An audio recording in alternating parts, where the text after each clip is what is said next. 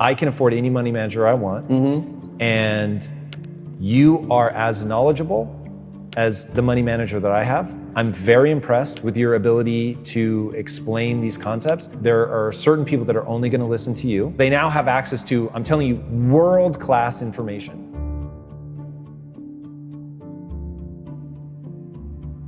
Wealthy people do three things, man. They stop trading time for money. They make their money work for them. And they give as much value to people as they can. And so I learned that as I got older. That part really didn't make sense to me at the time, but the money working for you part, and I was like, how do you make your money work for you? Again, all I know is how to go get money. So he says, wealthy people, first they get into stocks, then they start a business, and then they get real estate.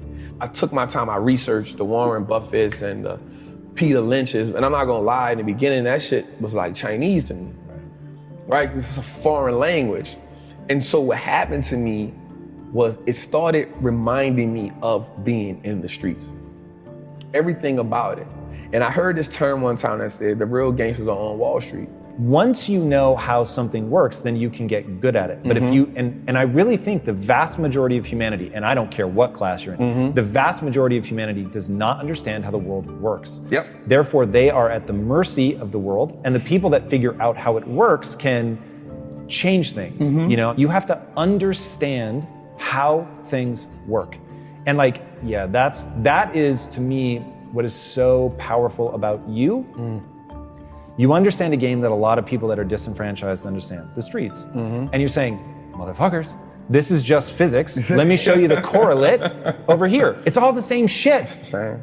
That's it. And so that's important for me, the understanding the basics and the fundamentals. Like once you start understanding the fundamentals, you give yourself power. Because you now understand, like you said, you see how the machine works, right? And so most people look at the machine and marvel and say either, like most people look at the stock market, 98% of the people who I know look at the stock market and say, yo, that's not a game I can play.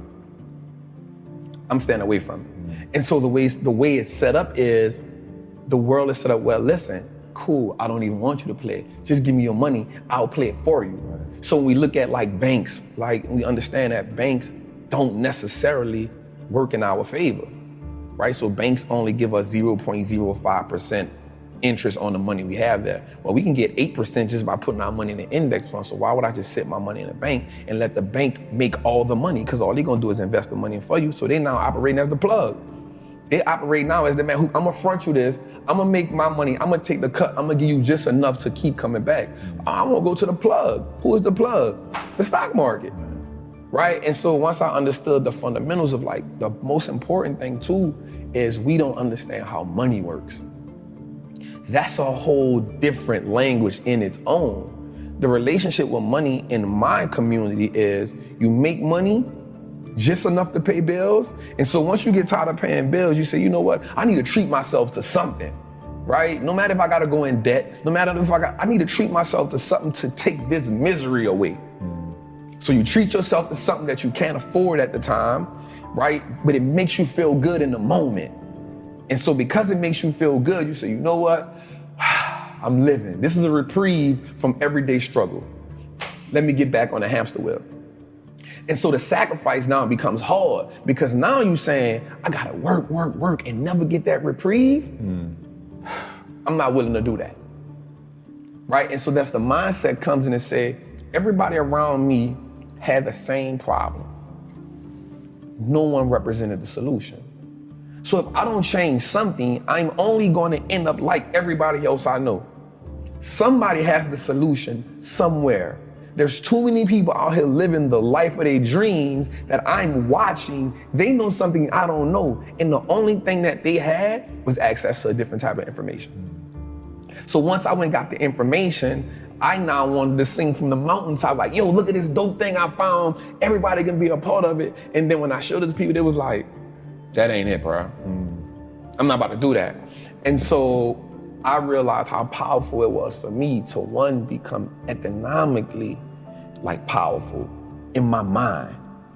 Because the thing about investing, especially in stocks, is that piece of ownership of everything that I use now makes me say, well, if I own that Apple, God, I don't care about buying an Apple phone. If I'm gonna wear Levi's and I'm gonna wear Timberlands, if I can own VFC Corp, then I own the stuff that I'm buying. I'm okay with that.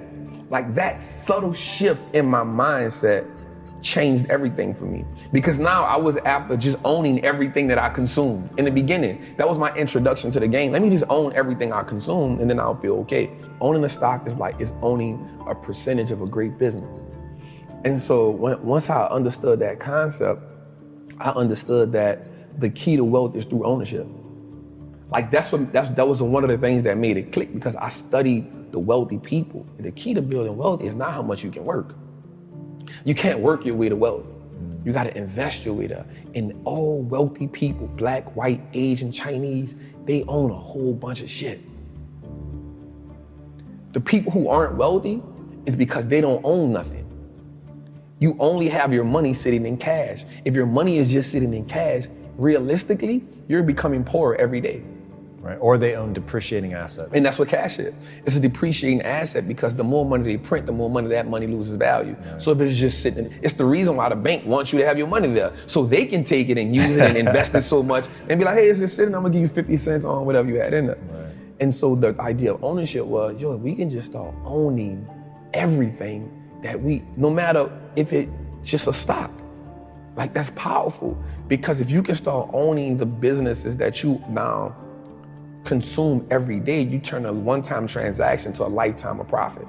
Because if I go to the store and buy a pair of Nikes, that's a one-time transaction. In order for me to get something from them again, I gotta come back and buy another pair of Nikes. But if I own the Nike stock, long as I own it, it's a profitable vehicle for me. So that one-time transaction can become a lifetime of profit if I own that business. And another great thing about the stock market is it makes me pay attention to the world. And so now I understand what's going on in the world. I started learning business cycles, market cycles. You know what I'm saying? Like, because now I can understand, yo, this is okay. Things are going out of business. Okay, we're in this cycle. Okay, people are hiring. Okay, we're in expansion cycle. And so now I took an economic class on my own without just understanding the world. And so you start understanding when something is happening in China. Okay, something happening in China, so I own Apple.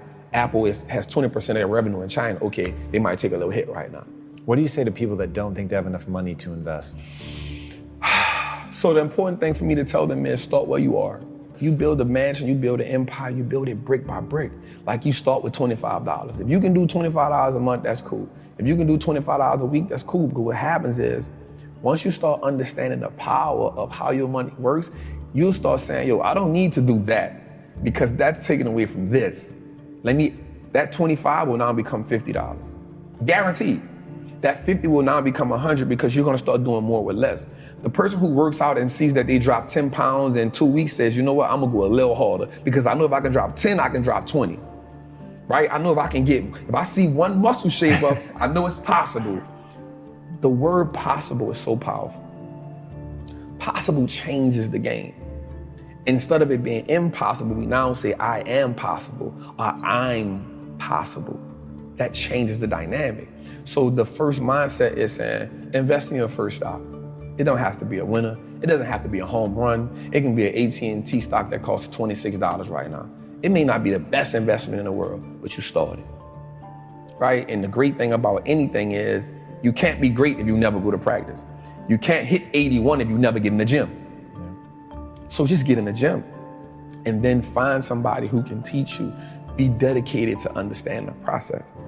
Warren Buffett said he reads 500 pages a day. We have to understand the power in learning and being educated.